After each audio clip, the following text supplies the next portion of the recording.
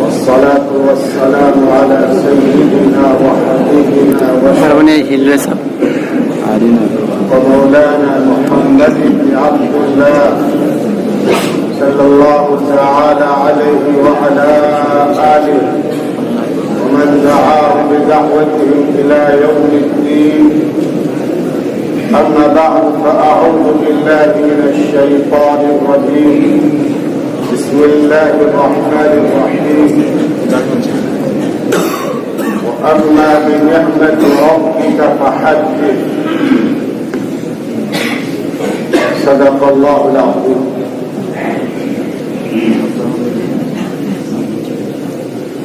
خدا نے آج تک اس قوم کی حالت نہیں بدلی. خدا نے آج تک اس قوم کی حالت نہیں بدلی جسے وہ نہ خیال آپ اپنی حالت کے بدلنے کا. عزیز طلبہ کرام،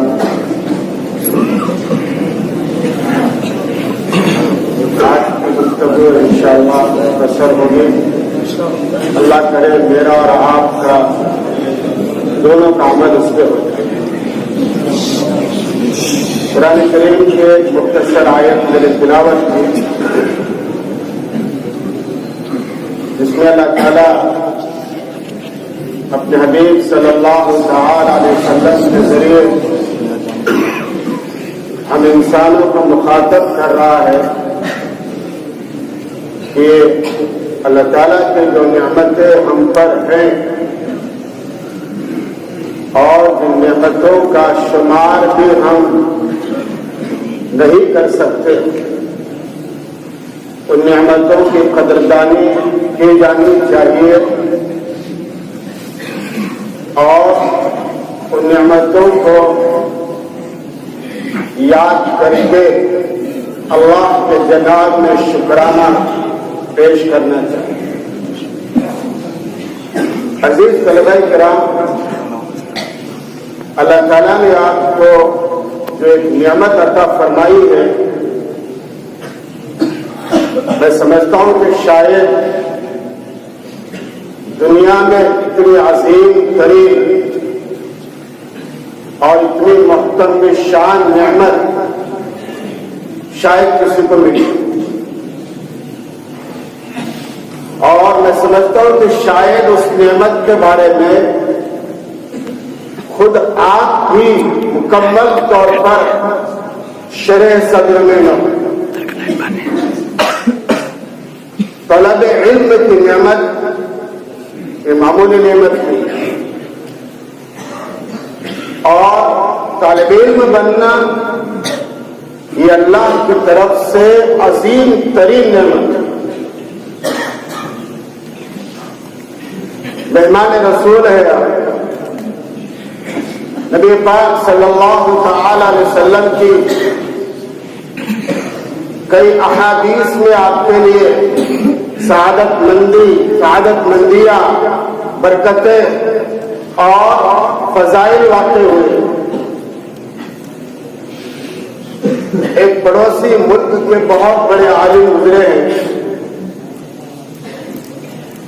وہ اپنا طلب علم کا زمانہ بیان کرتے ہوئے لکھتے ہیں کہ میں ایک ادارے میں داخلے کے لیے گیا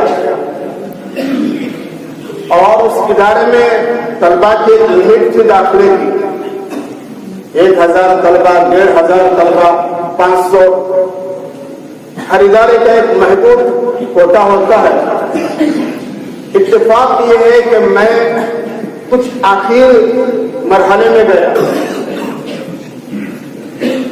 اس ادارے میں میرا داخلہ تو ہوا لیکن میری رہائش اور کھانے کا نظم نہیں ہو سکا. ادارے والوں نے کہا کہ ہم آپ کا پڑھائی کے لیے داخلہ کر لیتے ہیں لیکن ہمارے اپنے گنجائش اور کوٹے کے اعتبار سے آپ کے لیے رہائش اور کھانے کا نظم ہم نہیں کر سکتے. بہت بڑی بات تھی ایک طالب علم کے لیے کھانا اور رہائش نہ ملے، آخر وہ بچہ جائے گا کہاں؟ پریشان ہو گیا بندہ، داخلہ لے لی۔ بس اسی فکر میں قریب ایک مسجد تھی اس ادارے کے، مسجد میں گئے نماز کے لیے، اور وہاں کے امام یا مؤذن سے ملاقات کی۔ طالب علم کی حیثیت میں آپ کو بتا رہا ہوں طالب علم کیا ہوتا ہے۔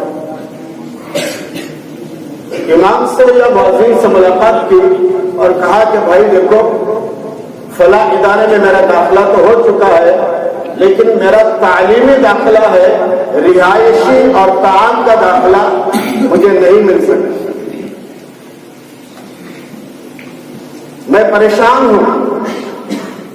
تو آپ سے میری گزارش ہے کہ میں انشاءاللہ مسجد میں صفائی وغیرہ کرتا رہوں گا، آپ مجھے مسجد میں رہائش کی اجازت دے دیجیے۔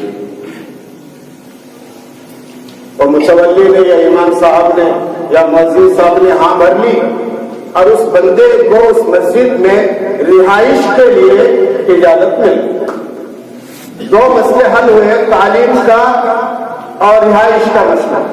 اب سب سے بڑا مسئلہ تو پیٹ کا ہے، پیٹ نہ ہو تو چکر آ جائے، کھانا نہ ملے تو پتہ نہیں زمین آسمان ایک ہو جائے۔ وہ بندہ پریشانی کے حالت میں نماز پڑھنے کے بعد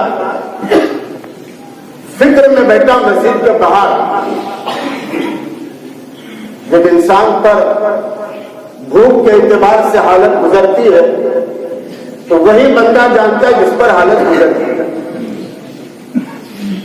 اور جن لوگوں کو ماشاءاللہ سکون اور راحت کے ساتھ تمام چیزیں مل جاتی ہیں، مہیا ہو جاتی ہیں، انہیں نعمت کی قدر نہیں ہوا۔ جب نعمت چھن جاتی ہے تب احساس ہوتا ہے کہ ہمارے پاس اتنی بڑی نعمت تھی اور ہم نے قدر نہیں کی۔ وہ بندہ باہر بیٹھ گیا، آنے جانے والے سب دیکھ رہے ہیں اس کو، وہ بھی دیکھ رہا ہے، لیکن بہرحال کہیں کس کو کھانے کے لیے؟ اللہ کی طرف سے عجیب اتفاق ہوا کہ ایک بڑھیا ایک خاتون وہاں سے گزر گئی، اور اس خاتون نے اس طالب علم کے چہرے کو دیکھا اور کہا کہ برخدا تم چہرے سے ایک عالی نسب اور شریف خاندان کے لگتے ہو، لیکن مجھے ایسا لگ رہا ہے کہ تم کسی مسئلے میں پریشان ہو۔ ہاں میں پریشان تو ہوں، میرا مسئلہ یہ ہے، اور میں نے یہ تہیہ کر لیا کہ طالب علم بننا، علم حاصل کرنا میرے بس کی بات نہیں ہے، میرا آگے پیچھے کوئی نہیں ہے، میں پریشان ہو جاؤں گا، اس لیے میں نے اپنے گھر جانے کا تہیہ کر لیا۔ تعلیم حاصل نہ کرنے کا میں نے پختہ ارادہ کر لیا، اور اب میں اپنے گھر لوٹنا چاہتا ہوں۔ اس بڑھیا نے کہا کہ بیٹا میں ایک بیوہ اور میں بھی گھریلو حالت سے مجبور ہی ہوں، لیکن سامنے کے ایک مکان میں فلاں ڈاکٹر کا یا فلاں سیٹ کا مکان ہے، میں وہاں پر برتن مانجتی ہوں، کچھ پیسہ مجھے مل جاتا ہے، اور صبح 2 روٹی ملتی ہے، شام 2 روٹی ملتی ہے۔ اب میں ایسا کرتی ہوں کہ 1 روٹی میں تمہیں دے دیا کروں گی اور 1 روٹی میں کھا لیا کروں گی۔ اس بڑھیا کے ساتھ اس طالب علم کا معاملہ ہوگا۔ اللہ کی شان دیکھیے میرے بچوں، وہ عالم لکھتے ہیں کہ کبھی کبھار تو میرے پہنچنے میں تاخیر ہوتی رہی، لیکن جیسے میں مدرسے کی چھٹی ہوتی تو فوراً وہ بڑھیا دروازے پر حاضر ہوتی اور اپنے پلو سے باندھی ہوئی روٹی مجھے نکال کر دیتی۔ 1 سال اس بڑھیا نے میری خدمت کی، مسلسل 1 سال، کبھی ایسا نہیں ہوا کہ مجھے روٹی کے لیے انتظار کرنا پڑتا ہو۔ کبھی ایسا نہیں. اور جب دوسرا مرحلہ آیا دوسرے سال کا تو اللہ کی جانب سے میرے لیے مدرسے میں رہائش اور کھانے کا دونوں میں نظم ہو گیا. یعنی تعلیم کا بھی نظم ہوا, کھانے کا بھی اور رہائش کا بھی. اللہ کا شکر ادا کیا میں نے. اس کے بعد حالات اللہ کی طرف سے بدلے. اس بڑھیا کا انتقال ہو چکا تھا اور ادھر میرے حالات اچھے سے اچھے ہوتے گئے, یہاں تک کہ اللہ نے مجھے اپنے گھر کی زیارت کی توفیق عطا فرمائی. میں حج کو گیا, حج کو جانے کے بعد طواف کیا, کچھ نمازیں پڑھی. مطاف میں یا مسجد حرام میں بیٹھے ہوئے مجھے غنودگی سے آ گیا, میری نیند سی لگ گئی. اسی مرحلے میں نے خواب دیکھا کہ بہت ہی بہترین حرم پاک کے کونے کے اندر زرد برد تختہ لگا ہوا ہے, تختہ لگا ہوا ہے اور مختلف آرائشی چیزوں سے مزین ہے. اور اس تخت پر یہ بڑھیا بیٹھی, یہ بڑھیا بیٹھی گئی. میں نے علیہ سلیح کیا, امی جان آپ یہاں کیسے؟ آپ سننے کے بات ہے مجھے. کہا بیٹا میں تو ایک معمولی عورت تھی, میرے کو ایسے اعمال بھی نہیں تھے, میں تو برتن مانج کر اپنا گزارا کرنے والی خاتون تھی, میرا کچھ نہیں تھا. لیکن اللہ کی جانب سے مجھے جو توفیق ملی تھی تمہیں ایک روٹی دینے کی, اس ایک روٹی کی برکت سے اللہ نے مجھے یہ مقام عطا فرمایا. میرے بچوں, جو لوگ آپ کے لیے ایک روٹی دے رہے ہیں وہ آپ کے مقام کو جانتے ہیں, وہ آپ کے مرتبے کو جانتے ہیں, وہ آپ کے عظمت کو جانتے ہیں کہ اللہ نے ایک روٹی کے صدقے اس خاتون کو جنت بھی عطا فرمائی, اعزاز بھی عطا فرمایا. کہا کہ بیٹا اس ایک روٹی کے بدلے اللہ تعالیٰ نے مجھے یہ مقام اور مرتبہ عطا کیا ہے. میرے بھائیوں, اللہ نے آپ کو کتنا کھلایا اور کتنا اللہ کو کھلا رہا ہے, کوئی حد نہیں اس کی. اگر وہ طالب علم تہیا کر لیتا جیسا اس نے تہیا کر لیا تھا تعلیم کو چھوڑنے کا اور چھوڑ دیتا تو کیا نتیجہ ہوتا؟ اللہ کی طرف سے بڑھیا کی شکل میں اللہ نے اس کو مدد کی, اس نے دل و جان سے اپنی پڑھائی آگے بڑھائی, یہاں تک کہ عالم بنا, حافظ بنا, فلا مراتب کا حامل. اور پھر اللہ کی طرف سے جو دین کی دعوت کا فریضہ اس نے انجام دیا ہے دنیا دیکھتی رہے گی.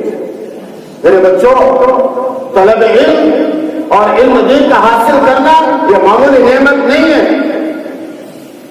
گرچہ تم گستاخی معاف فرمائے بچوں, گرچہ تمہارے دلوں میں خدا نہ خواستہ کسی بھی دل کے کسی بھی کونے میں حاشا و کلا تمہاری اپنی زندگی سے متعلق کبھی بھی کوتاہی اور کھوٹ نہیں آنی چاہیے.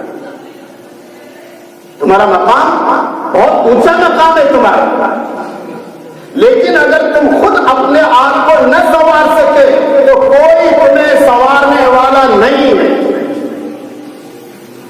اس مرحلے میں ایک خاتون نے ایک کفن یا قبر کھودنے والے سے کہا کہ قبر کھودی.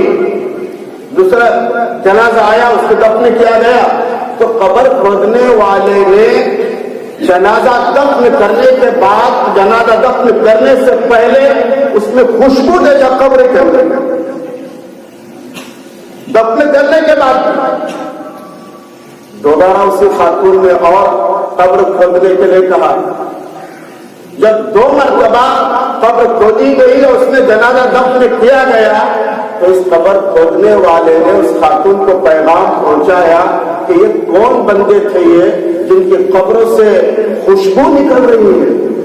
میں برسوں سے قبریں کھود رہا ہوں, لیکن کہیں کچھ ہڈیاں نکلتی ہیں تو کہیں اور چیزیں نکلتی ہیں، لیکن میں دیکھ رہا ہوں اس قبر سے خوشبو پھوٹ رہی ہے، آخر یہ کس کی قبر تھی؟ کس کا انتقال ہوا تھا؟ اس خاتون نے کہا طالب علم تھے، وہ طالب علم تھے۔ میرے بچوں، خدا نے تمہارا مقام بہت اونچا رکھا ہے۔ قرآن کریم کی آیت میں نے پڑھی آپ کے سامنے، وَأَمَّا بِنِعْمَةِ رَبِّكَ فَحَدِّثْ، یہ اللہ کی نعمت ہے تمہارے لیے۔ اگر تم نے اپنی طلب علم کی زندگی میں، اور انشاءاللہ بھی تم میں سے بہت سے بچے فارغ ہوں گے، ان میرے بچوں سے میری بس ایک گزارش ہے کہ اللہ نے آپ کو 7 سال جتنی بھی توفیق دی، آپ یہاں پڑھے، اللہ خوب آپ کو مبارک کرے، لیکن بچوں اپنے آپ کی شخصیت بناؤ، اپنی پرسنالٹی بناؤ، اپنی ذات کو بناؤ، اپنی شخصیت کو بناؤ۔ ابھی پچھلے دنوں آپ نے بھی سنا ہوگا، کافی مہینے ہو گئے اس کو، ایک منور الزما صاحب تشریف لائے تھے یہاں پر، آپ نے سنا ان کے ویڈیوز میں ایک بات میں نے سنی تھی، بڑی پیاری لگی مجھے بات۔ وہ جس حال کے اندر لیکچر دے رہے تھے اور ان کے سامنے کالج کے اسٹوڈنٹس تھے، طلباء طالبات تھیں، اور ان کے پیرنٹس تھے، ان کے والدین بھی تھے، اس کے اندر وہ بندہ لیکچر دے رہا تھا، اور اس نے اتفاق کے منور الزما صاحب کے ٹیچر، ان کے لیکچرار، ان کے استاد کے سامنے بیٹھے تھے۔ تو بات کرتے کرتے انہوں نے کہا کہ میرے بھائیوں، میری بہنوں، میں جو کچھ ہوں، جیسا کچھ ہوں، اور جتنا اللہ نے مجھے ہندوستان اور دیگر ممالک میں عزت اور شہرت عطا فرمائی ہے، اور جہاں ہر جگہ جو میرا چرچا ہوتا ہے، لوگ مجھے میرا اکرام کرتے ہیں، میری تکریم کرتے ہیں، میری عزت کرتے ہیں، اور میرے پروگرام کے لیے تاریخیں مانگتے ہیں، یہ تمام چیزیں جو ہیں میرے استاد کی وجہ سے۔ اور ان کے استاد سامنے بیٹھے تھے۔ آج اگر مجھے 100 ایکڑ زمین کوئی ہدیہ میں دے، یا 100 ایکڑ زمین پہ بیٹھے بنے ہوئے کالجز اور دیگر عمارتیں ہدیہ میں دے، اور یہ کہے کہ تم اپنے استاد سے اپنا دامن چھوڑا لو، میں ہرگز ایسا نہیں کرنے والا، میں ہرگز ایسا نہیں کرنے والا۔ اگر استاد نے مجھے ڈانٹا ہے، کبھی سخت جملہ بھی کہا ہے، تو میری تربیت کے لیے کہا ہے، اور انہی کے جملوں کی برکت سے آج پوری دنیا میں مجھے یاد کیا جا رہا ہے۔ میرے بچوں، آپ اپنی شخصیت کو بنائیں، آپ اپنے مقام کو پہچانیں، آپ اپنے اساتذہ کا اکرام کریں، اور یاد رکھو بچوں، جو انسان اپنی ذات کا اکرام نہیں کرتا، ہمارے غزالی نے فرمایا ہے نا، وَنَفْسَكَ أَكْرِمْهَا وَإِن لَّمْ تُكْرِمْ فَلَن تَلْقَىٰ مِنَ النَّاسِ مُكْرِمًا۔ جو انسان اپنی ذات کا اکرام نہیں کرتا، اپنی ذات کا احترام نہیں کرتا، اپنی ذات کا وقار ملحوظ نہیں رکھتا، زمانہ اس کی عزت نہیں کرتا، زمانہ اس کی طرف نگاہ نہیں رکھتا۔ کیوں؟ اس لیے کہ خود اس کو اس کی اپنی عزت کی نہیں پڑی، تو زمانہ کیا تیری عزت کرے گا؟ تمہارا اپنی زبان پہ کنٹرول نہیں ہے، تمہارا اپنے قلم پہ کنٹرول نہیں ہے، تمہارے اخلاقیات پہ تمہارا کنٹرول نہیں ہے، اور معمولی چیزوں کو تم ہوا دینے لگتے ہو۔ جب ایسی چیزیں طالب علم کی زندگی میں آ جائیں گی، اور درسیات سے، پڑھنے پڑھانے سے، تربیت سے، اپنی ذہن سازی کے کرنے سے جب طالب علم میں کنارہ کش ہو جائے گا، بچوں کو نہ نماز میں دل لگے گا، نہ تلاوت میں دل لگے گا، نہ اپنے والدین کے ساتھ بات کرنے میں دل لگے گا، اس لیے کہ استحوذ علیہم الشیطان،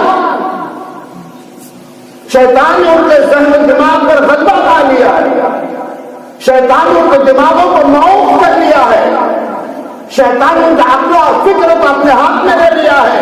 ہمارا آپ کا فریضہ ہے ہم شیطان کو ناکام کریں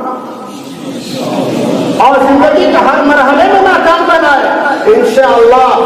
میں نے شروع میں آپ کو طالب علم کا واقعہ بتایا، یہ فرائض، یہ افسانے نہیں، یہ حقائق ہے، یہ زمانے میں رونما ہونے والے واقعات ہیں. آج آپ اپنی شخصیت کو بنائیے. شخصیت کو بنانے کا مطلب یہ ہے کہ اپنی زبان کو سدھاریے, اپنی فکر کو سدھاریے, اپنی ذات کا اکرام خود آپ کیجیے.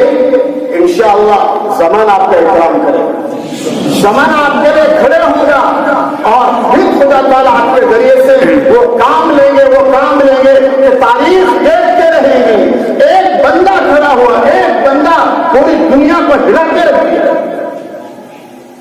میں نے جو شروع میں شعر پڑھا تھا کہ اللہ تعالیٰ اس بندے کی حالت اور کیفیات کو نہیں بدلتا جس کو خود اپنی حالت کو بدلنے کا فکر نہ ہو.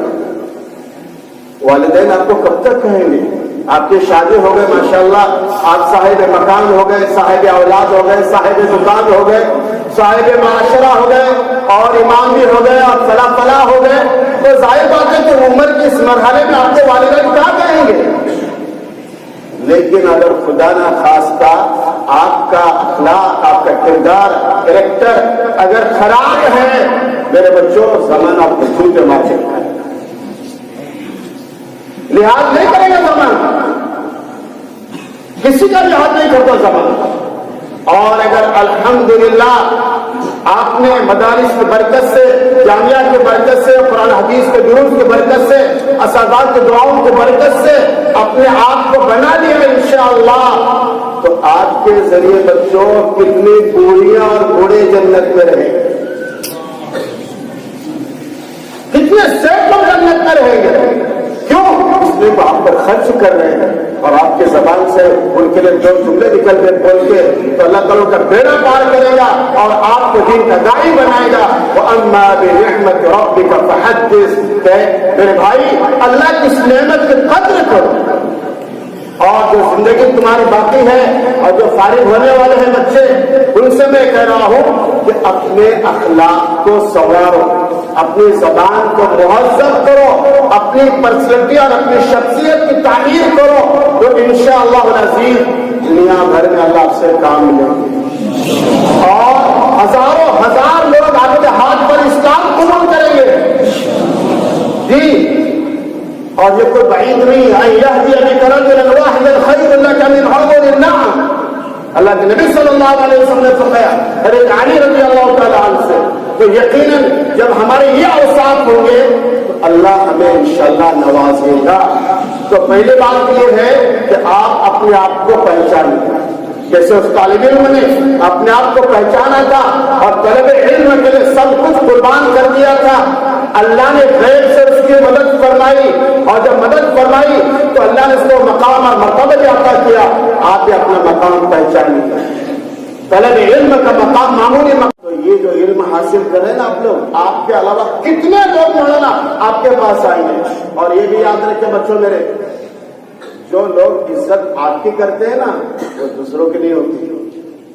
آپ ٹرین میں رہے, بس میں رہے, فلاں جگہ رہے, اور کوئی آپ کو جاہل بھی دیکھ رہا ہے تو میرے ساتھ بیٹھی ہے. یہ مقام دوسروں کو نصیب نہیں ہے, اور یہ مقام ہے آپ کے قرآن حدیث کی برکت سے. اس لیے آج سے اپنا تن من دھن, اپنی پوری فکر, پورا سوچ اس میں لگائیے کہ مجھے کیسے خطیب بننا ہے, مقرر بننا ہے, بہترین نماز پڑھانے والا بننا ہے, اور بہترین تقریر کرنے والا بننا ہے, مذاکرہ کرانے والا بندہ بننا ہے, بہترین مدرس بننا ہے. انشاءاللہ اللہ کو بنائیں گے, اور جب بنائیں گے بچوں تو انشاءاللہ دین کے راستے میں چل کر آپ ہزاروں کو بنائیں گے. اللہ مجھے اور آپ کو عمل کی توفیق عطا فرمائے. وآخر دعوانا الحمدللہ رب العالمین.